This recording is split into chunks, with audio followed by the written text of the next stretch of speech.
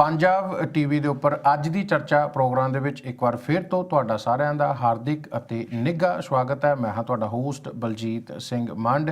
ਮੇਰੇ ਨਾਲ ਅੱਜ ਦੀ ਚਰਚਾ ਪ੍ਰੋਗਰਾਮ ਦੇ ਵਿੱਚ ਗੈਸਟ ਨੇ ਰੋਡ ਟੂਡੇ ਮੈਗਜ਼ੀਨ ਤੋਂ ਮਨਨ ਗੁਪਤਾ ਜੀ। ਮਨਨ ਜੀ, ਇੱਕ ਵਾਰ ਫਿਰ ਤੋਂ ਬ੍ਰੇਕ ਤੋਂ ਬਾਅਦ ਸਵਾਗਤ ਹੈ ਤੁਹਾਡਾ। ਮਨਨ ਜੀ, ਬ੍ਰੇਕ ਤੋਂ ਪਹਿਲਾਂ ਭੈਣ ਜੀ ਬਹੁਤ ਵਧੀਆ ਗੱਲਾਂ ਜਿਹੜੀਆਂ ਕਰਕੇ ਗਏ, ਮੈਂ ਨਾਮ ਉਹਨਾਂ ਦਾ ਪੁੱਛਣਾ ਭੁੱਲ ਗਿਆ, ਸੋ ਕੀ ਕਹਿਣਾ ਚਾਹੁੰਦੇ ਉਹਨਾਂ ਦੇ? ਬਿਲਕੁਲ ਜੀ, ਸਭ ਤੋਂ ਪਹਿਲਾਂ ਤਾਂ ਉਹਨਾਂ ਦਾ ਧੰਨਵਾਦ, ਤੁਸੀਂ ਪ੍ਰੋਗਰਾਮ ਦੇਖ ਕੇ ਕਾਲ ਕੀਤੀ ਔਰ ਬੜੀ ਵਧੀਆ ਆਪਣੀ ਤੁਸੀਂ ਇਨਪੁਟ ਦਿੱਤੀ, ਫੀਡਬੈਕ ਦਿੱਤੀ। ਔਰ ਮੈਂ ਸਮਝਦਾ ਕਿ ਮਨ ਸਾਹਿਬ ਭੈਣ ਜੀ ਟਰੱਕਿੰਗ ਇੰਡਸਟਰੀ ਤੋਂ ਕਾਫੀ ਵਾਕਿਫ ਲੱਗਦੇ ਸੀ, ਕਿਉਂਕਿ ਉਹਨਾਂ ਨੇ JIT ਮੈਂਸ਼ਨ ਕੀਤਾ ਜਸਟ ਇਨ ਟਾਈਮ। ਆਮ ਬੰਦੇ ਨੂੰ ਤਾਂ JIT ਦਾ ਨਹੀਂ ਪਤਾ ਹੁੰਦਾ, ਔਰ ਉਹਨਾਂ ਨੇ ਟਰੱਕ ਸਮਾਰਟ ਦਾ ਮੈਂਸ਼ਨ ਕੀਤਾ, ਕਾਰ ਸਮਾਰਟ ਦਾ। ਸੋ ਡੈਫੀਨੇਟਲੀ ਜਿਹੜੀ ਛੋਟੀਆਂ ਟਰਮੀਨੋਲੋਜੀ ਨੇ, ਸਾਨੂੰ ਸਾਰਿਆਂ ਨੂੰ ਆਪਣੀ ਜ਼ਿੰਦਗੀ ਦੇ ਵਿੱਚ ਇਹਨਾਂ ਨੂੰ ਸਿੱਖਣਾ ਪੈਣਾ ਹੈ ਔਰ ਇਹਨਾਂ ਉੱਤੇ ਧਿਆਨ ਦੇਣਾ ਪੈਣਾ। ਟਰੱਕ ਸਮਾਰਟ, ਕਾਰ ਸਮਾਰਟ ਦਾ ਮਤਲਬ ਆਹੀ ਹੈ ਕਿ ਜੇ ਤੁਸੀਂ ਕਾਰ ਦੇ ਉੱਤੇ ਡਰਾਈਵ ਕਰ ਰਹੇ ਹੋ, ਜੇ ਤੁਸੀਂ ਟਰੱਕ ਨੂੰ ਪਾਰ ਕਰਨਾ ਹੈ ਜਾਂ ਡਾਇਰੈਕਸ਼ਨ ਚੇਂਜ ਕਰਨੀ ਹੈ, ਲੇਨ ਚੇਂਜ ਕਰਨਾ ਹੈ, ਸੇਫ ਡਿਸਟੈਂਸ ਦੇ ਨਾਲ ਸਿਗਨਲ ਜ਼ਰੂਰ ਦੇਣਾ ਹੈ। ਕਿਉਂਕਿ ਔਸਤਨ ਮਨ ਸਾਹਿਬ ਜਿਹੜਾ ਟਰੱਕ ਹੈ, ਜੇ ਉਹ ਰੁਕਦਾ ਵੀ ਹੈ ਨਾ, ਬ੍ਰੇਕ ਲਗਾਉਂਦਾ ਹੈ, ਤੇ ਇੱਕ ਫੁੱਟਬਾਲ ਫੀਲਡ ਦੀ ਜਿੰਨੀ ਲੰਬਾਈ ਹੁੰਦੀ ਹੈ ਉਹਨਾਂ ਪਾਰ ਕਰ ਜਾਂਦਾ, ਕਿਉਂਕਿ ਉਹ ਸਪੀਡ ਦੇ ਵਿੱਚ ਜਾ ਰਿਹਾ ਹੁੰਦਾ, ਪਿੱਛੇ ਲੋਡ ਹੈ। ਮਨਨ ਜੀ, ਮੈਂ 13-14 ਸਾਲ ਟਰੱਕ ਚਲਾਇਆ, ਸੋ ਮੈਂ ਖੁਦ ਫੀਲ ਕਰਦਾ ਰਿਹਾ ਵੀ ਜਦੋਂ ਕਈ ਵਾਰੀ ਕਾਰ ਜਿਹੜੀ ਆ ਸੱਜਿਓਂ ਜਾਂ ਖੱਬਿਓਂ ਆ ਕੇ ਇੱਕਦਮ ਮੂਹਰੇ ਪੈ ਜਾਂਦੇ ਆ ਜਾਂ ਫਿਰ ਯਕਦਮ ਬ੍ਰੇਕ ਲਗਾ ਦਿੰਦੇ, ਤੇ ਇੱਕ ਟਰੱਕ ਉਹਦੇ ਵਿੱਚ ਡਿਪੈਂਡ ਕਿ ਤੁਹਾਡੇ ਕੋਲ ਲੋਡ ਕਿਸ ਤਰ੍ਹਾਂ ਦਾ ਆ।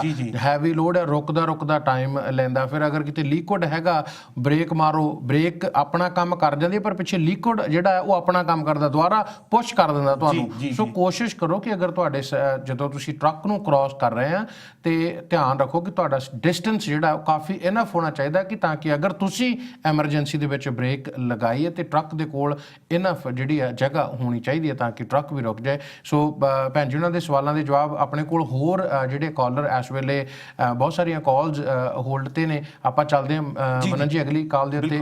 ਜੀ ਕਾਲਰ, ਸਵਾਗਤ ਹੈ ਅੱਜ ਦੀ ਚਰਚਾ ਦੇ ਉੱਤੇ। ਹਾਂਜੀ, ਸਤਿ ਸ਼੍ਰੀ ਅਕਾਲ ਬਾਈ ਜੀ। ਸਤਿ ਸ਼੍ਰੀ ਅਕਾਲ ਬਾਈ ਜੀ, ਨਾਮ ਦੱਸ ਦਿਓ ਆਪਣਾ। ਮੇਰਾ ਨਾਮ ਸੁਖਵਿੰਦਰ ਸਿੰਘ ਹੈ ਜੀ। ਜੀ ਸੁਖਵਿੰਦਰ ਸਿੰਘ ਜੀ।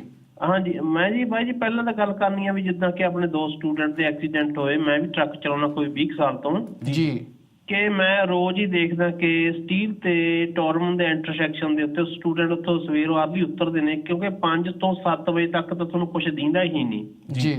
ਉਹਨਾਂ ਦੇ ਕਾਲੀਆਂ ਜੈਕਟਾਂ, ਕਾਲੀਆਂ ਪੈਂਟਾਂ, ਤੇ ਜਾਂ ਉਹਨਾਂ ਦੇ ਵਾਲ ਕੱਟੇ ਉਹ ਵੀ ਕਾਲੇ ਹੁੰਦੇ, ਜਾਂ ਜੀ ਪੱਗ ਬੰਨੀ ਉਹ ਵੀ ਕਾਲੀ ਹੁੰਦੀ। ਬਾਈ ਜੀ, ਮੈਂ ਆਪ ਦੇਖਿਆ ਪਰਸੋਂ ਕਿ ਟਰੱਕ ਵਾਲੇ ਨੇ ਰਾਈਟ ਲੈਂਡ ਦੀ ਸਟੀਲ ਤੋਂ ਟੋਰਮਨ ਤੇ ਉਹਨੂੰ ਦਿਖਿਆ ਹੀ ਨਹੀਂ ਸਟੂਡੈਂਟ, ਕਿ ਉਹ ਮੈਨੂੰ ਵੀ ਨਹੀਂ ਦਿਖਿਆ, ਮੈਂ ਖੜਾ ਸੀ ਲਾਈਟਾਂ ਦੇ ਉੱਤੇ ਜੀ। ਇਹ ਮੇਨ ਮੁੱਦਾ, ਉਹ ਕੋਈ ਵੀ ਇਹੋ ਜਿਹੀ ਜਾਗ ਜਿਹੜੀ ਫਲੈਕਟ ਕਰਦੀ ਉਹ ਪਾਉਂਦੇ ਹੀ ਨਹੀਂ।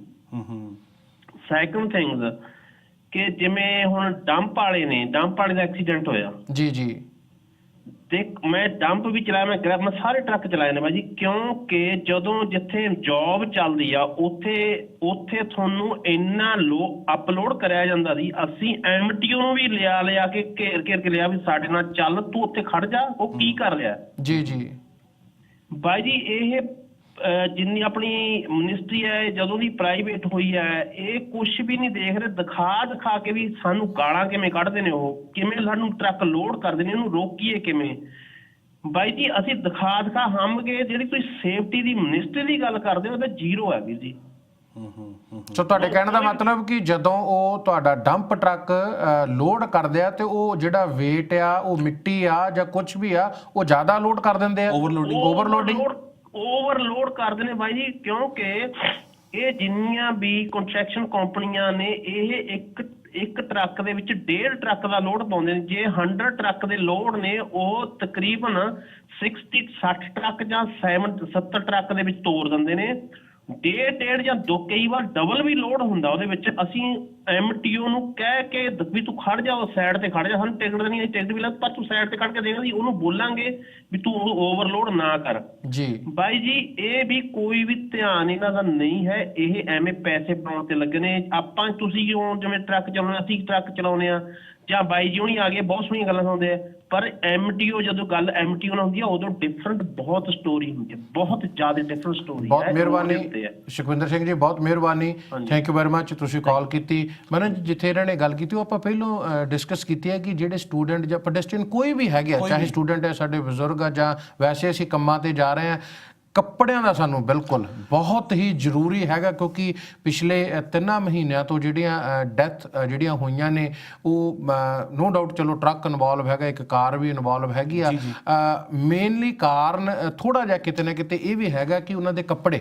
ਬਿਲਕੁਲ ਬਿਲਕੁਲ ਮੰਡ ਸਾਹਿਬ, ਇਹਦੇ ਵਿੱਚ ਕੋਈ ਦੋ ਰਾਏ ਨਹੀਂ, ਖਾਸ ਕਰਕੇ ਜਿਸਲੇ ਨਵੰਬਰ ਦਾ ਮਹੀਨਾ ਚੜ੍ਹਦਾ ਹੈ, ਡੇ ਲਾਈਟ ਸੇਵਿੰਗ ਟਾਈਮ ਜਿਸਲੇ ਇੰਪਲੀਮੈਂਟ ਹੋ ਜਾਂਦਾ ਹੈ, ਉਸ ਦੌਰਾਨ ਵੀ ਕਾਫੀ ਜ਼ਿਆਦਾ ਟਾਈਮ ਦੇ ਕਾਰਨ, ਹਨੇਰੇ ਦੇ ਕਾਰਨ ਇਸ ਤਰ੍ਹਾਂ ਦੇ ਇਨਸੀਡੈਂਟਸ ਹੁੰਦੇ ਨੇ। ਸੋ ਬੇਨਤੀ ਇੱਕ ਵਾਰ ਫਿਰ ਹੱਥ ਜੋੜ ਕੇ ਆਹੀ ਹੈ ਸਾਡੇ ਇਸ ਪ੍ਰੋਗਰਾਮ ਦੇ ਥਰੂ ਕਿ ਜੇ ਤੁਸੀਂ ਦੇਰ ਸਵੇਰ ਕਿਸੇ ਸੜਕਾਂ ਦੇ ਉੱਤੇ ਜਾਣਾ ਹੈ, ਸਪੈਸ਼ਲੀ ਐਜ਼ ਅ ਪੈਡੈਸਟਰੀਅਨ ਜਾਂ ਐਜ਼ ਅ ਸਾਈਕਲਿਸਟ, ਤੇ ਮੇਕ ਸ਼ੋਰ ਕਰੋ ਤੁਹਾਡੇ ਜਿਹੜੇ ਕੱਪੜਿਆਂ ਦੇ ਵਿੱਚ ਕੋਈ ਨਾ ਕੋਈ ਰਿਫਲੈਕਟਿਵ ਹਿੱਸਾ ਜ਼ਰੂਰ ਹੋਵੇ, ਚਾਹੇ ਉਹ ਟੋਪੀ ਹੈ, ਚਾਹੇ ਉਹ ਜੈਕਟ ਦੇ ਪਿੱਛੇ ਕੋਈ ਸਟicker ਲਗਾ ਲਓ, ਕੋਈ ਇਸ ਤਰ੍ਹਾਂ ਦੀ ਰਿਫਲੈਕਟਿਵ ਜੈਕਟ ਪਾ ਲਓ। ਬੜੀਆਂ ਸਸਤੀਆਂ ਜੈਕਟਸ ਮਿਲ ਜਾਂਦੀਆਂ ਨੇ। ਔਰ ਜਿੱਥੇ ਤੱਕ ਸਟੂਡੈਂਟਸ ਦੀ ਗੱਲ ਹੈ, ਮੈਂ ਇੱਥੇ ਰਿਕੁਐਸਟ ਕਰਨਾ ਚਾਹੂੰਗਾ ਜਿਹੜੇ ਸਾਡੇ ਟੀਚਿੰਗ ਕਮਿਊਨਿਟੀ ਹੈ ਜਾਂ ਜਿਹੜੇ ਸਾਡੇ ਐਜੂਕੇਟਰਸ ਨੇ, ਕਾਲਜਸ ਨੇ, ਉਹ ਵੀ ਜ਼ਰੂਰ ਇਸ ਚੀਜ਼ ਦੀ ਕੋਸ਼ਿਸ਼ ਕਰਨ ਕਿ ਸਟੂਡੈਂਟਸ ਨੂੰ ਇਨਫੋਰਮ ਕੀਤਾ ਜਾਏ, ਉਹਨਾਂ ਨੂੰ ਅਵੇਅਰ ਕੀਤਾ ਜਾਏ ਔਰ ਉਹਨਾਂ ਨੂੰ ਥੋੜਾ ਜਿਹਾ ਜਾਗਰੂਕ ਕੀਤਾ ਜਾਏ। ਮਨਨ ਜੀ, ਅਸੀਂ ਇੱਕ ਦਿਨ ਰੇਡੀਓ ਕਰ ਰਹੇ ਸੀ, ਇੱਕ ਭਾਈ ਸਾਹਿਬ ਦੀ ਬੜੀ ਵਧੀਆ ਕਾਲ ਆਈ, ਮੈਨੂੰ ਬੜਾ ਚੰਗਾ ਲੱਗਾ। ਕਹਿੰਦੇ ਜਦੋਂ ਨਵਾਂ ਕੋਈ ਵੀ ਇਮੀਗ੍ਰਾਂਟ ਇੱਥੇ ਕੈਨੇਡਾ ਦੇ ਵਿੱਚ ਆਉਂਦਾ, ਉਹਨੂੰ ਲਾਇਸੈਂਸ ਲੈਣ ਦੇ ਲਈ ਕਲਾਸ ਲਗਾਉਣੀ ਪੈਂਦੀ ਹੈ, ਚਾਹੇ ਉਹ ਕਾਰ ਦਾ, ਟਰੱਕ ਦਾ, ਜਾਂ ਫਿਰ ਜਿਹੜੇ ਆਪਾਂ ਹੋਰ ਕੋਰਸ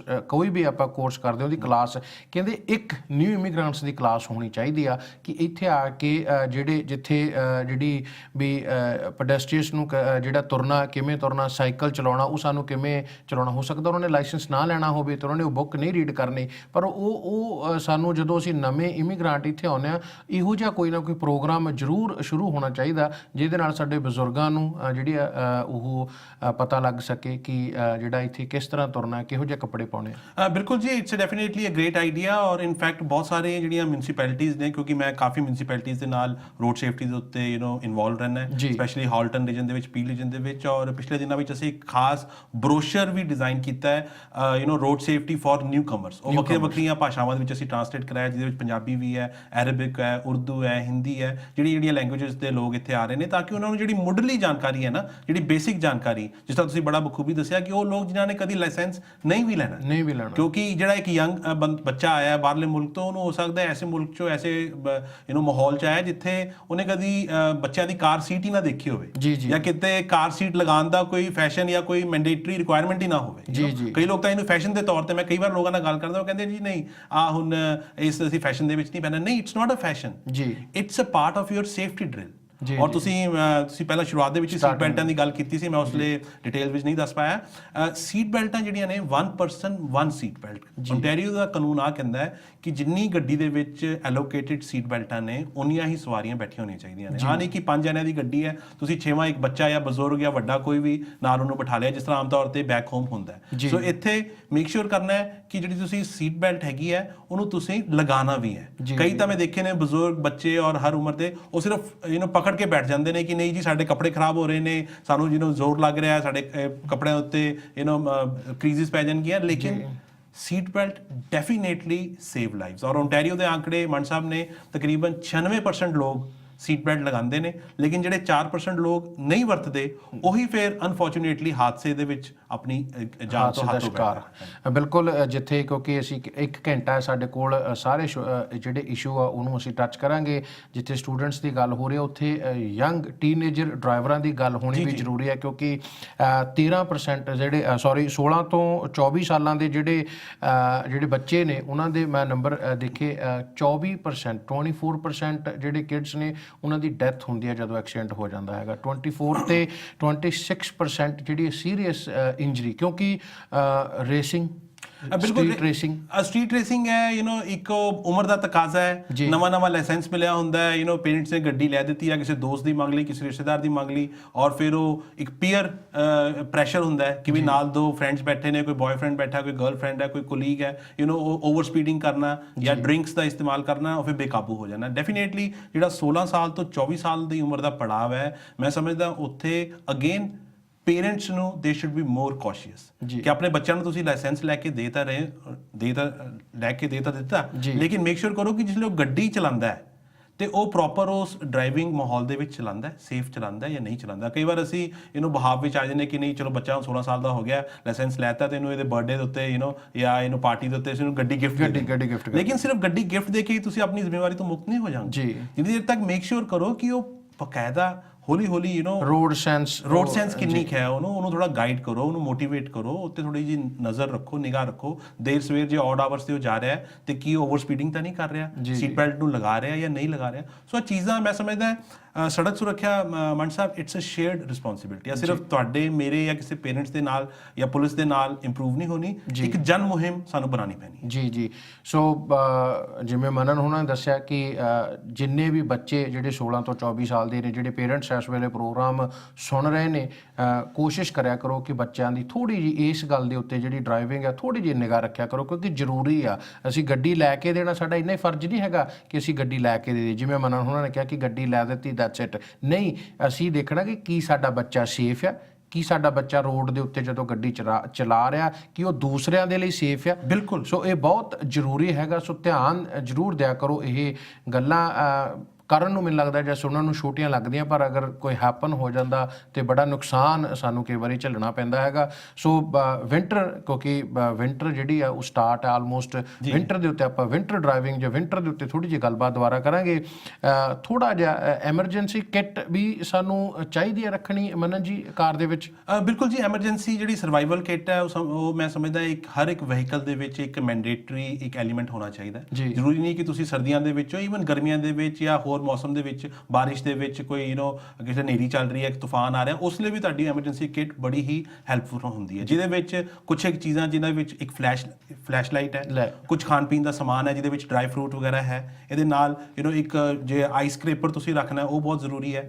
ਬੂਸਟਰ ਕੇਬਲ, ਜੇ ਤੁਹਾਡੀ ਬੈਟਰੀ ਕਿਸ ਲਈ ਨਹੀਂ ਚੱਲ ਰਹੀ, ਤੁਸੀਂ ਬੂਸਟਰ ਲੈਣਾ ਆਪ ਲਾ ਸਕਦੇ ਜੋ ਕਿਸੇ ਦੀ ਹੈਲਪ ਕਰ ਸਕਦੇ ਤੁਸੀਂ। ਔਰ ਬੂਸਟਰ ਨੂੰ ਇਸਤੇਮਾਲ ਕਰਨਾ ਵੀ ਆਉਣਾ ਚਾਹੀਦਾ। ਕਈ ਲੋਕਾਂ ਨੂੰ ਬੂਸਟਰ ਇਸਤੇਮਾਲ ਨਹੀਂ ਕਰਨਾ, ਤਾਰਾਂ ਪੁੱਠੀਆਂ ਲਗਾ ਲੈਂਦੇ ਨੇ, ਉਹ ਅਵੇਅਰਨੈਸ ਨਹੀਂ ਹੁੰਦੀ। ਪਲੱਸ ਇਹਦੇ ਨਾਲ ਜਿਹੜੀਆਂ ਬੇਸਿਕ ਇੱਕ ਜਿਸ ਤਰ੍ਹਾਂ ਮੈਂ ਫਲੈਸ਼ ਲਾਈਟ ਦਾ ਦੱਸਿਆ, ਆ ਛੋਟੀਆਂ ਚੀਜ਼ਾਂ ਜੇ ਤੁਸੀਂ ਐਮਰਜੈਂਸੀ ਕਿੱਟ ਦੇ ਵਿੱਚ ਹੋਣਗੀਆਂ ਤੇ ਕੋਈ ਵੀ ਤੁਹਾਨੂੰ ਐਕਿਊਟ ਇਸ ਤਰ੍ਹਾਂ ਦੀ ਜ਼ਰੂਰਤ ਪੈਂਦੀ ਹੈ, ਕੋਈ ਕੋਲੀਜਨ ਦਾ ਸ਼ਿਕਾਰ ਹੋ ਜਾਂਦੇ ਹੋ, ਗੱਡੀ ਕਿਤੇ ਬ੍ਰੇਕਡਾਊਨ ਹੋ ਗਈ ਹੈ, ਤੇ ਫਿਰ ਉਹ ਤੁਹਾਡੇ ਕੰਮ ਆਉਣਗੇ। ਬਿਲਕੁਲ ਮਨਨ ਜੀ, ਆਪਣੇ ਨਾਲ ਕੁਝ ਇੱਕ ਕਾਲਰ ਨੇ, ਆਪਾਂ ਦੇਖਦੇ ਹਾਂ, ਚੱਲਦੇ ਹਾਂ ਪਹਿਲੀ ਕਾਲ ਦੇ ਉੱਤੇ। ਜੀ ਕਾਲਰ, ਸਵਾਗਤ ਹੈ ਅੱਜ ਦੀ ਚਰਚਾ ਦੇ ਵਿੱਚ। ਸਤਿ ਸ਼੍ਰੀ ਅਕਾਲ ਜੀ। ਸਤਿ ਸ਼੍ਰੀ ਅਕਾਲ ਜੀ, ਨਾਮ ਦੱਸ ਦਿਓ ਆਪਣਾ। ਮੇਰਾ ਨਾਮ ਗੁਰਜੀਤ ਹੈ ਜੀ। ਮੈਂ ਵੀ ਟਰੱਕ 12-13 ਸਾਲ ਤੋਂ ਚਲਾਉਂਦਾ ਜੀ ਜਿੱਦਾਂ। ਜੀ ਗੁਰਜੀਤ ਜੀ। ਹਾਂਜੀ ਭਾਈ, ਮੈਂ ਵੀ ਤੁਹਾਨੂੰ ਕਹਿਣਾ ਚਾਹੁੰਦਾ ਵੀ ਜਿੱਦਾਂ ਤੁਸੀਂ ਪੋਟੈਂਸ਼ੀਅਲ ਦੀ ਤੁਸੀਂ ਗੱਲ ਕਰਦੇ ਆ, ਇਸ ਤਰ੍ਹਾਂ ਜਿੱਦਾਂ ਹੁਣ ਤੁਸੀਂ ਵੀ ਕਹਿੰਦੇ ਵੀ ਅਸੀਂ ਵੀ ਕਾਫੀ ਟਾਈਮ ਟਰੱਕ ਚਲਾਇਆ ਜਿੱਦਾਂ ਨਾ ਜੀ, ਤੇ ਜਿੱਦਾਂ ਹੁਣ ਤੁਸੀਂ ਦੇਖ ਲਓ ਵੀ ਰੋਡ ਤੇ ਹਾਈਵੇ ਤੇ ਕਾਰਾਂ ਜਾਂਦੀਆਂ ਤੇ ਮੈਨੂੰ ਲੱਗਦਾ ਵੀ 90-95% ਤਾਂ ਜਿਹੜੇ ਕਾਰਾਂ ਵਾਲੇ ਡਰਾਈਵਰ ਹੈ ਜੋ ਸਿਗਨਲ ਦੀ ਯੂਜ਼ ਕਰਦੇ ਜੀ। ਤੇ ਜਦੋਂ ਟਰੱਕ ਨੂੰ ਦੇਖ ਲੈਂਦੇ ਉਹ, ਭਾਵੇਂ ਸਾਰਾ ਰੋਡ ਖਾਲੀ ਵੀ ਹੋਵੇ ਹੈ ਨਾ ਜੀ, ਤੇ ਉਹਨਾਂ ਨੇ ਜਦ ਤੀਜੀ ਲਾਈਨ ਚ ਜਾਂ ਚੌਥੀ ਲਾਈਨ ਦੇ ਵਿੱਚੋਂ ਉਹਨਾਂ ਨੇ ਸਿੱਧਾ ਐਗਜ਼ਿਟ ਲੈਣਾ ਜੀ। ਤੇ ਬਹੁਤ ਵੱਡੀ ਪ੍ਰੋਬਲਮ, ਉਹਨਾਂ ਨੂੰ ਇਹ ਨਹੀਂ ਪਤਾ ਵੀ ਟਰੱਕ ਕਿੰਨਾ ਲੋਡ ਆ, ਕੀ ਹੈਗਾ ਜਿੱਦਾਂ ਹੈ ਨਾ ਜੀ। ਤੇ ਦੂਸਰੀ ਗੱਲ, ਜਿੱਦਾਂ ਹੁਣ ਕਿਤੇ ਕੰਸਟਰਕਸ਼ਨ ਸਟਾਰਟ ਹੁੰਦੀ ਹੈ ਜਿੱਦਾਂ ਹਨਾ ਜੀ, ਤੇ ਉਹਨਾਂ ਦਾ 100% ਇਹ ਹੁੰਦੀ ਆ ਉਹਨਾਂ ਦੀ ਵੀ ਭਾਵੇਂ ਉਹ ਕੰਸਟਰਕਸ਼ਨ ਦੇ ਵਿੱਚ 100 ਦੀ ਸਪੀਡ ਤੋਂ ਉਹਨਾਂ ਨੇ 80 ਦੀ ਸਪੀਡ ਕੀਤੀ ਹੋਵੇ ਜਿੱਦਾਂ ਹਨਾ ਜੀ, ਤੇ ਉਹਨਾਂ ਨੇ 120 ਤੇ ਹੋ ਕੇ ਜਾਂ 30 ਤੇ ਹੋ ਕੇ ਉਹਨੇ ਕਿਸੇ ਨਾ ਕਿਸੇ ਤਰੀਕੇ ਦਾ ਟਰੱਕ ਦੇ ਮੋਹਰੇ ਜਾ ਕੇ ਉਹਦੀ ਵੜਨ ਦੀ ਟਰਾਈ ਕਰਨੀ। ਉਹਨੇ ਇਹ ਨਹੀਂ ਦੇਖਣਾ ਵੀ ਇੱਥੇ ਕੋਈ ਵੀ ਵੱਡਾ ਹੈਪਨ ਕਿਸੇ ਵੀ ਤਰੀਕੇ ਦਾ ਹੋ ਸਕਦਾ ਜੀ। ਤੇ ਤੀਸਰੀ ਗੱਲ, ਜਿੱਦਾਂ ਹੁਣ ਅਸੀਂ 401 ਤੇ ਜਾਂਦੇ ਜਿੱਦਾਂ ਹਨਾ ਜੀ, ਤੇ 401 ਤੇ ਜਾਂਦੇ, ਪੁਲਿਸ ਵਾਲੇ ਉਹ ਖੜੇ ਹੁੰਦੇ ਜੀ ਰੋਡ ਦੇ ਉੱਤੇ, ਵਿਚਾਲੇ ਖੜੇ ਹੁੰਦੇ, ਹਾਈਵੇ ਦੇ ਉੱਤੇ ਜਾਂ ਕਿਸੇ ਬ੍ਰਿਜ ਦੇ ਥੱਲੇ ਖੜੇ ਹੁੰਦੇ ਜਿੱਦਾਂ ਹਨਾ ਜੀ, ਤੇ ਉਹਨਾਂ ਨੇ ਪਿੱਛੋਂ 120 ਤੇ ਆਉਂਦੇ, 130 ਤੇ ਆਉਂਦੇ। ਜਦੋਂ ਉਹਨਾਂ ਨੇ ਪੁਲਿਸ ਵਾਲਾ ਦੇਖਣਾ 100 ਦੀ ਸਪੀਡ ਆ ਜੀ 401 ਦੇ ਉੱਤੇ ਜੀ, ਉਹਨਾਂ ਨੇ ਫਿਰ 100 ਤੇ ਨਹੀਂ ਆਉਣਾ, 130-40 ਤੋਂ ਉਹਨੇ ਇੱਕਦਮ ਬ੍ਰੇਕਾਂ ਮਾਰ ਕੇ 80 ਤੇ ਆ ਜਾਣਾ ਜੀ। ਤੇ ਇਸ ਕਰਕੇ ਜਿਹੜੀ ਇਹ ਬਹੁਤ ਵੱਡੀਆਂ ਪ੍ਰੋਬਲਮ ਆ ਸਾਡੇ ਹਿਸਾਬ ਦੇ ਨਾਲ, ਜਿੱਦਾਂ ਵੀ ਇਹ ਕਾਰਾਂ ਵਾਲਿਆਂ ਦੀ ਬਹੁਤ ਜ਼ਿਆਦਾ ਵੱਡੀ ਪ੍ਰੋਬਲਮ ਹੈ ਇਹ। ਤੇ ਜਿਹੜਾ ਵੀ ਇਹਨਾਂ ਨੂੰ ਕੁਝ ਵੀ ਨਹੀਂ ਪਤਾ ਵੀ ਜਿੱਦਾਂ ਵੀ ਇਹਦੀ ਕੋਈ ਵੀ ਐਗਜ਼ਿਟ, ਸਾਰਾ ਹਾਈਵੇ ਖਾਲੀ ਆ ਤਾਂ ਉਹਦੀ ਤੀਸਰੀ ਜਾਂ ਚੌਥੀ ਲਾਈਨ ਦੇ ਵਿੱਚ ਐਗਜ਼ਿਟ ਕੱਢਣਾ। ਬਹੁਤ ਮਿਹਰਬਾਨੀ ਗੁਰਜੀਤ ਜੀ।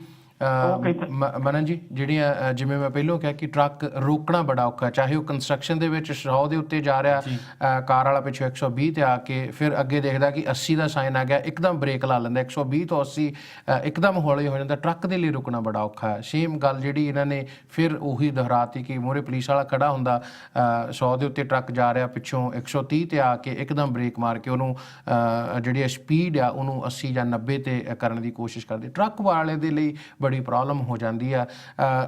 ਕਾਰਾਂ ਵਾਲੇ ਕਾਫੀ ਸੁਣ ਰਹੇ ਹੋਣਗੇ, ਮੈਂ ਚਾਹਾਂਗਾ ਕੀ ਕਹਿਣਾ ਚਾਹੁੰਦੇ ਹੋ ਤੁਸੀਂ ਉਹਨਾਂ ਨੂੰ? ਦੇਖੋ ਜੀ, ਡੈਫੀਨੇਟਲੀ ਕਾਰ ਤਾਂ ਹਰ ਇੱਕ ਸ਼ਖਸ ਚਲਾਉਂਦਾ ਹੈ ਜੀ, ਨੋ ਡਾਊਟ। ਜਿਹੜਾ ਸਾਡਾ ਜੀਟੀ ਦਾ ਏਰੀਆ ਹੈ, ਆ ਟਰੱਕਿੰਗ ਕੈਪੀਟਲ ਇਹਨੂੰ ਕਿਹਾ ਜਾਂਦਾ ਹੈ ਕੈਨੇਡਾ ਦੀ, ਇੱਥੇ ਸਭ ਤੋਂ ਜ਼ਿਆਦਾ ਟਰੱਕ ਇੱਥੇ ਵਿਚਰਦੇ ਨੇ ਔਰ ਜ਼ਰੂਰੀ ਵੀ ਨੇ ਟ੍ਰੇਡ ਵਾਸਤੇ।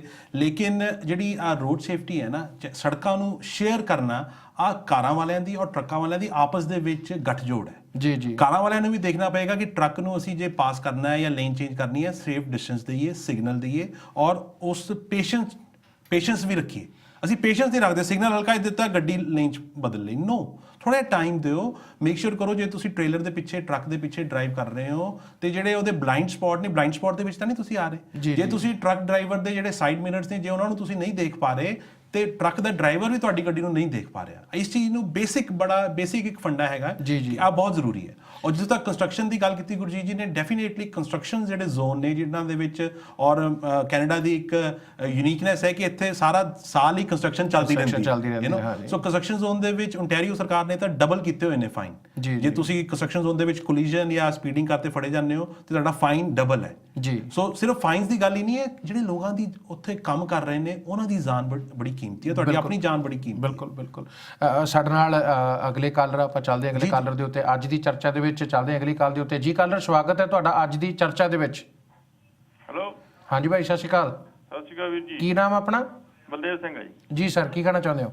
ਵੀਰ ਜੀ, ਮੈਂ ਇੱਕ ਸੁਣਿਆ ਸੀ ਰੇਡੀਓ ਤੇ, ਕਹਿੰਦੇ ਤੁਹਾਡੇ ਕੋਈ ਟਰੱਕ ਚੋਰੀ ਕਰਨ ਆ ਗਿਆ ਸੀ, ਉਹ ਸਟੋਰੀ ਦੱਸਿਓ। ਤੇ ਇੱਕ ਆਪਣਾ ਬਾਅਦ 'ਚ ਟਰੱਕ ਚੋਰੀ ਹੋਇਆ, ਉਲਟ ਗਿਆ ਸੀ, ਉਹਦੀ ਸਟੋਰੀ ਦੱਸਿਓ। ਮੈਂ ਫੋਨ ਕੱਟਦਾ, ਮੈਂ ਬਾਅਦ 'ਚ ਮੈਨੂੰ ਦੱਸਿਓ। ਬਿਲਕੁਲ, ਇਹਨਾਂ ਨੇ ਸਾਡੇ ਯਾਰਡ ਦੇ ਵਿੱਚ, ਮੇਰੇ ਯਾਰਡ ਦੇ ਵਿੱਚ ਲੰਘੇ ਵੀਕਐਂਡ ਦੇ ਉੱਤੇ ਸੈਟਰਡੇ ਵਾਲੇ ਦਿਨ ਜਿਹੜੇ ਆ ਉਹ ਚੋਰ ਆ ਗਏ ਤਕਰੀਬਨ 10:43 ਤੇ ਪਹਿਲੋਂ, ਕਿਉਂਕਿ ਸਾਡੇ ਸੈਂਸਰ ਲੱਗੇ ਹੋਏ ਨੇ ਮਨਨ ਜੀ, ਯਾਰਡ ਦੇ ਆਲੇ ਦੁਆਲੇ ਸੈਂਸਰ ਲੱਗੇ ਹੋਏ ਨੇ। ਫੈਂਸਿੰਗ ਦੇ ਉੱਤੇ, ਹਾਂਜੀ, ਫੈਂਸਿੰਗ ਦੇ ਉੱਤੇ ਸੈਂਸਰ ਲੱਗੇ ਹੋਏ ਨੇ। ਕਈ ਵਾਰੀ ਕੀ ਹੁੰਦਾ ਕਿ ਕੋਈ ਜਾਨਵਰ ਵੀ ਆ ਜਾਂਦਾ, ਸੈਂਸਰ ਉਸ ਵੇਲੇ ਵੀ ਔਨ ਹੋ ਜਾਂਦਾ ਤੇ ਉਹ ਕਾਲ ਜਿਹੜੀ ਆ ਫਿਰ ਕਈ ਵਾਰੀ ਉਹ ਫੇਕ ਕਾਲ ਹੋ ਜਾਂਦੀ ਜਦੋਂ ਪੁਲਿਸ ਨੂੰ ਆਪਾਂ ਕਰਦੇ ਆ।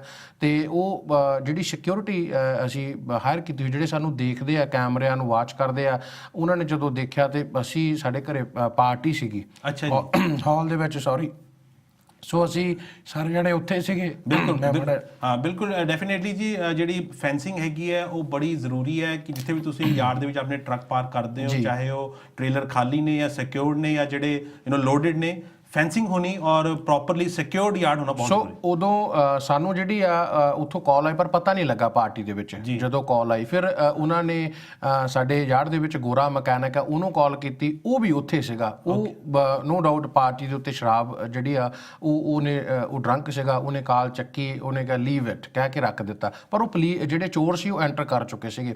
ਜਦੋਂ ਦੁਬਾਰਾ 11:30 ਵਜੇ ਕਾਲ ਆਈ, ਸੋ ਜਦੋਂ ਅਸੀਂ ਕਾਲ ਦੇਖੀ ਤੇ ਮੋਨੀਟਰਿੰਗ ਸਟੇਸ਼ਨ ਦੀ, ਸੋ ਅਸੀਂ ਰਾਈਟ ਵੇ ਸੈੱਲਫੋਨ ਤੋਂ ਸਾਡੇ ਕੋਲ ਐਕਸੈਸ ਹੈਗਾ, ਅਸੀਂ ਉਸੇ ਵੇਲੇ ਕੈਮਰਿਆਂ ਨੂੰ ਦੇਖਿਆ ਤੇ ਅਸੀਂ ਕੀ ਦੇਖ ਰਹੇ ਆ ਕਿ 3 ਟਰੱਕ ਸਟਾਰਟ ਹੈਗੇ ਆ, ਟ੍ਰੇਲਰ ਉਹਨਾਂ ਨੇ ਹੁੱਕ ਕੀਤੇ ਹੋਏ ਆ।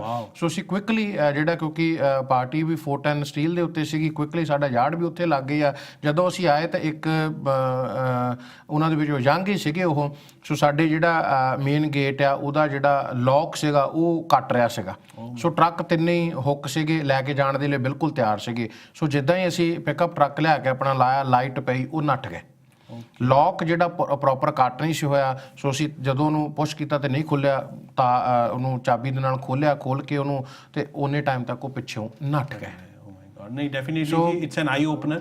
ਔਰ ਸਾਡਾ ਭਾਈਚਾਰਾ ਟਰੱਕਿੰਗ ਇੰਡਸਟਰੀ ਵਿੱਚ ਬਹੁਤ ਵੱਡੀ ਤਾਦਾਦ ਦੇ ਵਿੱਚ ਇਨਵੋਲਵਡ ਹੈ ਔਰ ਤੁਸੀਂ ਪ੍ਰੋਗਰਾਮ ਨੂੰ ਦੇਖ ਵੀ ਰਹੇ ਹੋ। ਬੇਨਤੀ ਆਹੀ ਹੈ ਕਿ ਤੁਸੀਂ ਜਿਹੜੇ ਪਾਰਕ ਆਪਣੇ ਕਰਦੇ ਹੋ ਟਰੱਕ, ਚਾਹੇ ਉਹ ਬੌਬਟੇਲ ਹੈ ਜਾਂ ਵਿਦ ਟ੍ਰੇਲਰ ਹੈ, ਦਿਨੇ ਹੈ, ਰਾਤੀ ਹੈ, ਕਿਸੇ ਵੀ ਮੌਸਮ 'ਚ ਹੈ, ਥੋੜੇ ਬਹੁਤੇ ਪੈਸਿਆਂ ਦਾ ਫਰਕ ਪੈਂਦਾ ਹੈ ਜੇ ਤੁਸੀਂ ਸਿਕਿਉਰਡ ਯਾਰਡ ਦੇ ਵਿੱਚ ਰੱਖੋ, ਜਿੱਥੇ ਪ੍ਰੋਪਰ ਸਿਕਿਉਰਿਟੀ ਹੈ, ਜਿੱਥੇ ਕੈਮਰਾਜ਼ ਲੱਗੇ ਹੋਏ ਨੇ। ਕਈ ਵਾਰ ਮੈਂ ਮਨ ਸਾਹਿਬ ਸੁਣਨ ਚ ਔਰ ਦੇਖਣ ਚ ਵੀ ਆਇਆ ਕਿ ਉਹ ਕਹਿ ਤਾਂ ਦਿੰਦੇ ਨੇ ਸਿਕਿਉਰਡ ਹੈ ਯਾਰਡ, ਲੇਕਿਨ ਉਹ ਨਾਮ ਦੀ ਸਿਕਿਉਰਿਟੀ ਬਿਲਕੁਲ। ਆਪਾਂ ਨੋ ਡਾਊਟ ਬਿੱਲ C-31 ਦੀ ਗੱਲ ਵੀ ਕਰਨੀ, ਪਰ ਉਸ ਤੋਂ ਪਹਿਲਾਂ ਸਾਡੇ ਨਾਲ ਇੱਕ ਹੋਰ ਕਾਲਰ ਨੇ, ਆਪਾਂ ਕਾਲ ਲੈ ਲਈ ਅੱਜ ਦੀ ਚਰਚਾ ਦੇ ਵਿੱਚ। ਕਾਲਰ, ਸਵਾਗਤ ਹੈ ਤੁਹਾਡਾ।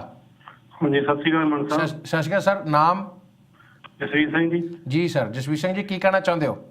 ਬਸ ਇਹੀ ਕਹਿਣਾ ਚਾਹੁੰਦਾ ਜੀ ਮੈਂ ਕਿ ਇਹਦਾ ਸਪੀਡਿੰਗ ਦੇ ਤਾਂ ਕਈ ਇਸ਼ੂ ਆ ਜੀ। ਹੁਣ ਪਹਿਲੀ ਗੱਲ, ਅੱਜ ਤੱਕ ਕਿਸੇ ਨੇ ਸਵਾਲ ਚੱਕਿਆ ਨਹੀਂ ਆ ਟੋ ਟਰੱਕ ਵਾਲੇ ਜੀ। ਇਹ ਤੁਹਾਡੇ ਕੋਲੋਂ ਏਦਾਂ ਲੰਘਦੇ ਵੀ ਤੁਸੀਂ ਹੈ ਨਹੀਂ ਜਾਂ ਮੈਂ ਹੈ ਨਹੀਂ ਜੀ। ਸਿੱਧੀ ਜੇ ਗੱਲ ਦੱਸੋ, ਮੇਰੇ ਨਾਲ ਬਹੁਤ ਵਾਰੀ ਹੋਇਆ ਰੋਡ ਤੇ। ਜੀ। ਲੈਫਟ ਲਾਈਨ ਦੇ ਵਿੱਚੋਂ ਖੜੇ ਹੁੰਦੇ ਆ ਤਾਂ ਉਹਨੇ ਜਾਣਾ ਹੁੰਦਾ ਸਿੱਧੇ, ਇੱਕਦਮ ਸਪੀਡ ਕਰਕੇ ਤੁਹਾਡੇ ਮੂਹਰੇ ਆਉਂਦੇ ਆ। ਜੀ। ਦੂਏ ਨੰਬਰ ਤੇ ਇਹਨਾਂ ਦੀ ਕੋਈ ਲਿਮਿਟ ਨਹੀਂ ਸਪੀਡ ਦੀ। ਓਕੇ ਹੈਲੋ ਜੀ ਜੀ ਜੀ ਜੀ ਹਾਂਜੀ, ਜਸਵੀਰ ਉਹਨਾਂ ਸਿੰਘ ਦੀ ਕੋਈ ਲਿਮਿਟ ਨਹੀਂ ਸਪੀਡ ਦੀ। ਜੀ ਉਹ ਏਦਾਂ ਚੱਕੀ ਜਾਂਦੇ ਵੀ ਮੈਂ ਜਾ ਕੇ ਉਹ ਗੱਡੀ ਟੋ ਕਰ ਲਵਾਂ, ਬਸ ਹੋਰ ਕੋਈ ਮਰਦਾ ਮਰ ਜਾਵੇ। ਜੀ ਜੀ ਦੂਸਰੇ ਨੰਬਰ ਤੇ ਅੱਧਿਆਂ ਲੋਕਾਂ ਤੋਂ ਜ਼ਿਆਦਾ ਕਾਫੀ ਪਰਸੈਂਟੇਜ ਲੋਕਾਂ ਨੇ ਪਲੇਟਾਂ ਦੇ ਨੰਬਰ ਢਾਇਓ ਆ। ਜੀ ਉਹ ਨੋਟ ਕਰ ਲਿਓ ਤੁਸੀਂ, ਕਈ ਵਾਰੀ ਰੋਡ ਤੇ ਮੈਂ ਰੋਜ਼ ਦੇਖਦਾ, ਅੱਜ ਤੱਕ ਪੁਲਿਸ ਨਾ ਕਰੇ ਉਹਨਾਂ ਨੂੰ ਟਿਕਟਾਂ ਨਹੀਂ ਦਿੱਤੀਆਂ। ਜੀ 2 ਸਾਲ ਪਹਿਲਾਂ ਮੈਂ ਉੱਪਰ ਬਲੂ ਰੰਗ ਦੇ ਕਵਰ ਲਾਏ ਹੋਏ ਸੀ ਲਾਇਸੈਂਸ ਪਲੇਟ ਤੇ, ਜੀ ਨੰਬਰ ਬਹੁਤ ਸੋਹਣਾ ਦੀਨਾ ਸੀ। ਜੀ ਮੈਨੂੰ ਪੁਲਿਸ ਵਾਲੇ ਨੇ ਰੋਕਿਆ, ਕਹਿੰਦਾ ਤੇਰੇ ਕਵਰ ਲੱਗੇ ਹੋ ਆ ਜੀ ਤੇ 24 ਘੰਟਿਆਂ ਚ ਲਾ ਦੇ, ਤਾਂ ਨਹੀਂ ਤੇਰੀ ਗਾਹਾਂ ਅਸੀਂ ਚੈੱਕ ਕਰਾਂਗੇ, ਤੇਰਾ ਨੰਬਰ ਪਾ ਲਿਆ ਸਿਸਟਮ ਚ ਤੇ ਅਸੀਂ ਤੈਨੂੰ ਟਿਕਟ ਦੇਵਾਂਗੇ। ਜੀ ਮੈਂ ਉਹ ਲਾ ਤੇ। ਜੀ ਮੈਂ ਇਹ ਪੁੱਛਣਾ ਚਾਹੁੰਦਾ ਵੀ ਕਿਹੜੀ ਚੀਜ਼ਾਂ 2-3, ਇੱਕ ਤਾਂ ਟੋ ਟਰੱਕ ਵਾਲੇ, ਇੱਕ ਪਲੇਟਾਂ ਦੇ ਨੰਬਰ ਢਾਣੇ ਵਾਲੇ, ਵੀ ਇੱਕ ਆਹ ਚੀਜ਼, ਇਹਨਾਂ ਨੂੰ ਕੋਈ ਪੁੱਛਦਾ ਹੀ ਨਹੀਂ। ਜੀ ਇਹਨਾਂ ਦੀ ਕਿਉਂ ਨਹੀਂ ਹੈਗੀ? ਹੁਣ ਟਰੱਕ ਵਾਲੇ 3 ਟਰੱਕ ਇੱਕੋ ਜਗ੍ਹਾ ਤੇ 1 ਰੋਡ ਤੇ 13 ਲੈਣਾ ਜੇ ਬਲੌਕ ਕਰਕੇ ਬੈਠੇ ਆ। ਜੀ ਉੱਥੋਂ ਕਿਹੜਾ ਕਾਰ ਵਾਲਾ ਉਹ ਬੇਸ਼ੱਕ ਓਵਰ ਸਪੀਡ ਨਹੀਂ ਜਾ ਰਿਹਾ, ਪਰ ਉਹਨੂੰ ਲੈਣ ਤਾਂ ਚਾਹੀਦੀ, ਉਹ ਥੋੜਾ ਵਾਲਾ ਅੱਗੇ ਪਿੱਛਾ ਹੋ ਸਕਦਾ। ਬਿਲਕੁਲ ਬਹੁਤ ਉਹਨਾਂ ਨੂੰ ਮਿਹਰਬਾਨੀ ਕਿੱਥੋਂ ਬੰਦਾ ਕਾਰ ਕੱਢੂਗਾ, ਮੈਨੂੰ ਇਹਦਾ ਵੀ ਦੱਸ। ਬਹੁਤ ਮਿਹਰਬਾਨੀ ਜਸਵੀਰ ਸਿੰਘ ਜੀ। ਬਿਲਕੁਲ ਮਨਨ ਜੀ, ਇਹ ਅਕਸਰ ਦੇਖਿਆ ਮੈਂ ਤੁਹਾਨੂੰ, ਮੈਂ ਹੈ ਤਾਂ ਥੋੜੀ ਜੀ ਮਜ਼ਾਕ ਦੇ ਵਿੱਚ। 2003 ਦੇ ਵਿੱਚ ਮੇਰਾ ਇੱਕ ਦੋਸਤ ਰੋਡ ਟਰੱਕ ਚਲਾਉਂਦਾ ਸੀ ਮਾਲਟਨ ਦੇ ਵਿੱਚ, ਕਿਉਂਕਿ ਉਹ ਸਕੈਨਰ ਲੱਗੇ ਹੁੰਦੇ ਇਹਨਾਂ ਨੂੰ ਆ ਜਾਂਦਾ ਵੀ ਉੱਥੇ ਐਕਸੀਡੈਂਟ ਹੋਇਆ, ਉਹਨੂੰ ਪੀਡੀ ਕਾਲ ਕਰਦੇ ਆ ਇਹ ਨਾ, ਉਹ ਸਕੈਨਰ ਦੇ ਉੱਤੇ ਕਾਲ ਆਈ ਵੀ ਪੀਡੀ ਮਾਲਟਨ ਦੇ ਵਿੱਚ ਫਲਾਨੀ ਜਗ੍ਹਾ ਦੇ ਉੱਤੇ। ਸੋ ਉਹ ਬੜਾ ਤੇਜ਼ੀ ਦੇ ਨਾਲ ਟੋ ਟਰੱਕ ਲੈ ਕੇ ਗਿਆ ਉਧਰ ਨੂੰ, 120 ਦੀ ਸਪੀਡ, 60 ਉੱਥੇ ਪੋਸਟ ਸੀਗੀ 60 ਕਿਲੋਮੀਟਰ ਦੀ, ਹੈ ਨਾ। ਸੋ 120 ਦੇ ਡਬਲ, ਤੇ ਪੁਲਿਸ ਵਾਲਾ ਉਹਦੇ ਪਿੱਛੇ ਤੋਂ ਦੇਖ ਰਿਹਾ ਵੀ ਇੰਨੀ ਤੇਜ਼, ਕਿਉਂਕਿ ਪੁਲਿਸ ਵਾਲੇ ਨੂੰ ਪਤਾ ਸੀ ਵੀ ਜਿਹੜੀ ਉੱਥੇ ਜਿਹੜਾ ਐਕਸੀਡੈਂਟ ਉਹ ਹੋਇਆ ਕੀ ਸੀ, ਸਾਈਕਲ ਵਾਲਾ ਸੀਗਾ। ਉਹ ਕਹ ਲਓ ਉੱਥੇ ਪੋਲ ਸੀਗਾ, ਉਹ ਸਾਈਕਲ ਚਲਾ ਰਿਹਾ ਸੀ ਤੇ ਪੋਲ ਦੇ ਵਿੱਚ ਵੱਜਾ ਤੇ ਸਾਈਕਲ ਟੁੱਟ ਗਿਆ ਤੇ ਉਹ ਜਿਹੜਾ ਸਾਈਕਲਿਸਟ ਸੀਗਾ ਉਹਦੇ ਸੱਟ ਲੱਗ ਗਈ। ਸੋ ਉਹਨਾਂ ਨੇ ਤਾਂ ਕਾਲ ਪੀਡੀ ਕਰਨੀ ਸੀ। ਸੋ ਹਾਸੇ ਦੀ ਗੱਲ ਇਹ ਕਿ ਉਹ ਗਿਆ ਤਾਂ ਟੋ ਟਰੱਕ ਦੇ ਉੱਤੇ ਕਾਰ ਚੱਕਣ, ਪਰ ਨਿਕਲਿਆ ਸਾਈਕਲ, ਬੰਦੇ ਦੇ ਸੱਟ ਵੀ ਕਾਫੀ ਲੱਗੀ ਸੀਗੀ। 120 ਦੀ ਸਪੀਡ ਤੇ ਜਾ ਰਿਹਾ ਸੀ, ਪੁਲਿਸ ਵਾਲੇ ਨੇ 3 ਟਿਕਟਾਂ ਦੇ ਕੇ ਘਰ ਨੂੰ ਤੋਰਿਆ। ਸੋ ਇਹ ਨੋ ਡਾਊਟ, ਮੈਂ ਬਿਲਕੁਲ ਇਹਨਾਂ ਦੇ ਨਾਲ ਐਗਰੀ ਹਾਂ। ਮੈਂ ਪਹਿਲੇ ਕਾਲਰ ਜਿਹੜੇ ਸੀ ਉਹਨਾਂ ਨੂੰ ਮੈਂ ਇੱਕ ਗੱਲ ਦੱਸਣੀ ਚਾਹੁੰਦਾ, ਜਿੱਥੇ ਉਹ ਟਰੱਕ ਡਰਾਈਵਰ ਸੀਗੇ, ਇੱਥੋਂ ਵੀ ਸਾਨੂੰ ਨੱਠਣਾ ਨਹੀਂ ਪੈਣਾ। ਸਾਨੂੰ ਇਹ ਗੱਲ ਵੀ ਮੰਨਣੀ ਪੈਣੀ ਕਿ ਸਾਡੇ ਜਿੰਨੇ ਟਰੱਕ ਡਰਾਈਵਰ ਆ ਨਾ ਮਨਨ ਜੀ, ਚਾਹੇ ਉਹ ਇੱਥੇ ਲੋਕਲ ਚਲਾਉਂਦੇ ਆ, ਚਾਹੇ ਉਹ ਬਾਹਰ ਨੂੰ ਚਲਾਉਂਦੇ ਆ, 7-7, 8-8 ਜਣਿਆਂ ਦਾ ਗਰੁੱਪ ਬਣਿਆ ਦਾ ਡੇਲੀ। ਸੈੱਲਫੋਨ ਜਿਹੜੇ ਕੰਨਾਂ ਨੂੰ ਬਲੂਟੁੱਥ ਲੱਗੇ ਹੋਏ 7-7, 8-8 ਜਾਣੇ, ਉਹ ਗੱਲ ਮਿਸ ਨਾ ਹੋ ਜਾਏ। ਜਦੋਂ ਬੈਕ ਕਰਦੇ ਆ ਟਰੱਕ ਉਦੋਂ ਵੀ ਫੋਨ ਦੇ ਉੱਤੇ ਆ, ਡੋਰਾਂ ਖੋਲ੍ਹਦੇ ਆ ਟ੍ਰੇਲਰ ਦੀਆਂ ਉਦੋਂ ਵੀ ਫੋਨ ਦੇ ਉੱਤੇ ਆ, ਟ੍ਰੇਲਰ ਹੁੱਕ ਕਰਨਾ ਉਦੋਂ ਵੀ ਫੋਨ ਦੇ। ਸਾਨੂੰ ਇਹ ਆਦਤ ਬਦਲਣੀ ਪੈਣੀ ਆ। ਬਿਲਕੁਲ ਜੀ, ਬੜਾ ਹੀ ਅਹਿਮ ਮੁੱਦਾ ਹੈਗਾ ਕਿ ਜਿਹੜੀ ਆ ਅਸੀਂ ਆਪਣੇ ਆਪ ਨੂੰ ਮਲਟੀਟਾਸਕਿੰਗ ਕਰ ਲੈਂਦੇ ਹਾਂ, ਚਾਹੇ ਉਹ ਸੈੱਲਫੋਨ ਦੇ ਜ਼ਰੀਏ, WhatsApp ਦੇ ਜ਼ਰੀਏ, ਮੈਸੇਜਿੰਗ ਦੇ ਜ਼ਰੀਏ। ਇਹਨਾਂ ਚੀਜ਼ਾਂ ਤੋਂ ਬਚਾਅ ਜ਼ਰੂਰੀ ਹੈ। ਹਰ ਚੀਜ਼ ਦੀ ਇੱਕ ਲਿਮਿਟ ਹੋਵੇ ਤੇ ਤਦੀ ਉਹ ਠੀਕ ਰਹਿੰਦੀ ਹੈ। ਜਿੱਥੇ ਤੱਕ ਜਸਵੀਰ ਸਿੰਘ ਜੀ ਨੇ ਦੱਸਿਆ, ਟੋ ਟਰੱਕ ਆਪਰੇਟਰਸ ਦੀ ਜਿਹੜੀ ਸਪੀਡਿੰਗ ਕਰਦੇ ਨੇ ਜਾਂ ਐਗਰੈਸਿਵ ਡਰਾਈਵਿੰਗ ਕਰਦੇ ਨੇ, ਡੈਫੀਨੇਟਲੀ ਉਹ ਬਹੁਤ ਸਾਰੀਆਂ ਕਮਿਊਨਿਟੀਜ਼ ਦੇ ਵਿੱਚ, ਔਰ ਮੈਂ ਕਹੂੰਗਾ ਇਨਫੈਕਟ ਸਾਰੀਆਂ ਕਮਿਊਨਿਟੀਜ਼ ਦੇ ਵਿੱਚ, ਸਾਰੇ ਇਲਾਕਿਆਂ ਦੇ ਵਿੱਚ ਉਹ ਆਮ ਤੌਰ ਤੇ ਦੇਖਿਆ ਜਾਂਦਾ ਹੈ।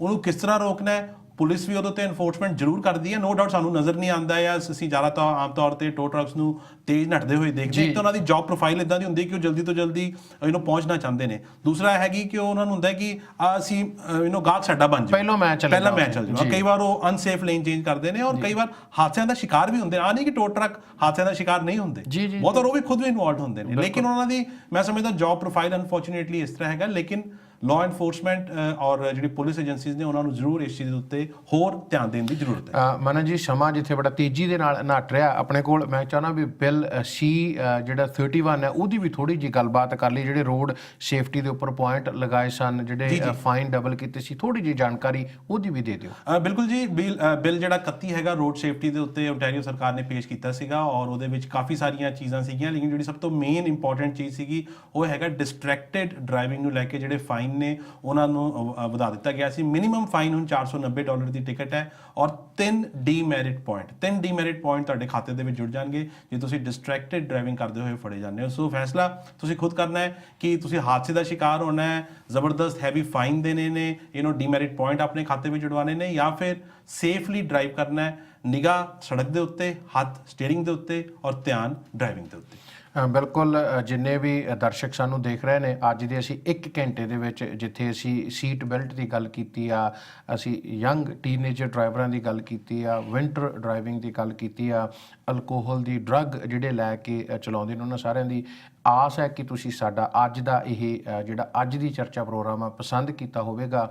ਮਨਨ ਜੀ, ਅਖੀਰ ਦੇ ਉੱਤੇ ਮੈਂ ਚਾਹੁੰਦਾ ਦੁਬਾਰਾ ਥੋੜਾ ਜਿਹਾ ਇੱਕ ਅੱਧਾ ਮਿੰਟ ਤੁਸੀਂ ਵਿੰਟਰ ਜਿਹੜੀ ਡਰਾਈਵਿੰਗ ਆ ਜਿਹੜੀ ਰਾਈਡ ਜਿਹੜੇ ਨਾਕੇ ਆ ਉਹਨਾਂ ਦੀ ਵੀ ਮੈਂ ਚਾਹੁੰਦਾ ਥੋੜੀ ਜੀ ਜਿਹੜੀ ਆ ਗੱਲ ਜ਼ਰੂਰ ਕਰ ਦਿਓ ਅਖੀਰ ਦੇ ਉੱਤੇ। ਬਿਲਕੁਲ ਜੀ, ਰਾਈਡ ਦੇ ਨਾਕੇ ਸ਼ੁਰੂਆਤ ਹੋ ਗਈ ਹੈ, ਖਾਸ ਕਰਕੇ ਫੈਸਟੀਵਲ ਰਾਈਡ ਜਿਹੜੇ ਨਾਕੇ ਨੇ ਪੀਲ ਪੁਲਿਸ ਵੱਲੋਂ ਔਰ ਹੋਰ ਪੁਲਿਸ ਏਜੰਸੀ ਵੱਲੋਂ ਲੱਗ ਰਹੇ ਨੇ। ਪੀਲ ਰੀਜਨ ਦੇ ਵਿੱਚ ਨਵੰਬਰ 20 ਤੋਂ ਲੈ ਕੇ ਜਨਵਰੀ 1 ਤੱਕ ਚੱਲਣਾ ਹੈ ਔਰ ਰਾਈਡ ਦੀ ਫੁੱਲ ਫਾਰਮ ਹੈਗੀ ਹੈ ਰਿਡਿਊਸ ਇੰਪੇਅਰਡ ਡਰਾਈਵਿੰਗ ਐਵਰੀਵੇਅਰ। ਸੋ ਇੰਪੇਅਰਡ ਜੇ ਤੁਸੀਂ ਡਰਾਈਵਰ ਹੋ ਤਾਂ ਡੈਫੀਨੇਟਲੀ ਤੁਹਾਨੂੰ ਟਿਕਟ ਔਰ ਫਾਈਨ ਹੋ ਸਕਦੇ ਨੇ। ਅਗੇਨ ਬੇਨਤੀ ਹੱਥ ਜੋੜ ਕੇ ਆਹੀ ਹੈ ਕਿ ਚਾਹੇ ਮੌਸਮ ਦੇ ਵਿੱਚ ਬਦਲਾਅ ਆ ਰਿਹਾ, ਵਿੰਟਰ ਆ ਰਹੀ ਹੈ, ਫੈਸਲਾ ਤੁਸੀਂ ਖੁਦ ਕਰਨਾ ਹੈ ਕਿ ਸੇਫ ਡਰਾਈਵਿੰਗ ਕਿਸ ਤਰ੍ਹਾਂ ਕਰਨੀ ਹੈ। ਪਲਾਨ ਅਹੈਡ, ਸੇਫ ਡਿਸਟੈਂਸ ਬਣਾ ਕੇ ਰੱਖੋ ਔਰ ਆਪਣੇ ਆਲੇ ਦੁਆਲੇ ਦੇ ਵੈਦਰ ਦੀ ਜਾਣਕਾਰੀ ਜ਼ਰੂਰ ਰੱਖੋ। ਬਿਲਕੁਲ ਮਨਨ ਜੀ, ਬਹੁਤ ਬਹੁਤ ਮਿਹਰਬਾਨੀ, ਸ਼ਾਰਟ ਨੋਟਿਸ ਦੇ ਉੱਤੇ ਤੁਸੀਂ ਆਏ, ਥੈਂਕ ਯੂ ਵੈਰੀ ਮਚ, ਧੰਨਵਾਦ ਤੁਹਾਡਾ। ਆਲਵੇਜ਼ ਅ ਪਲੇਜ਼ਰ ਜੀ, ਬਹੁਤ ਬਹੁਤ ਸ਼ੁਕਰੀਆ ਤੁਸੀਂ ਇਨਵਾਈਟ ਕੀਤਾ। ਪੰਜਾਬ ਟੀਵੀ ਦੇ ਉੱਤੇ ਅੱਜ ਦੀ ਚਰਚਾ ਪ੍ਰੋਗਰਾਮ ਦਾ ਸਮਾਂ ਜਿਹੜਾ ਇੱਥੇ ਹੀ ਸਮਾਪਤ ਹੈ। ਆਸ ਕਰਦੇ ਹਾਂ ਕਿ ਤੁਸੀਂ ਇਹ 1 ਘੰਟਾ ਇਹ ਜਿਹੜਾ ਪ੍ਰੋਗਰਾਮ ਆ ਪਸੰਦ ਕੀਤਾ ਹੋਵੇਗਾ। ਦਿਓ ਮੈਨੂੰ ਜਾਣੀ ਕਿ ਬਲਜੀਤ ਸਿੰਘ ਮਾਨ ਨੂੰ ਇੱਥੇ ਹੀ ਇਜਾਜ਼ਤ। ਸਤਿ ਸ਼੍ਰੀ ਅਕਾਲ।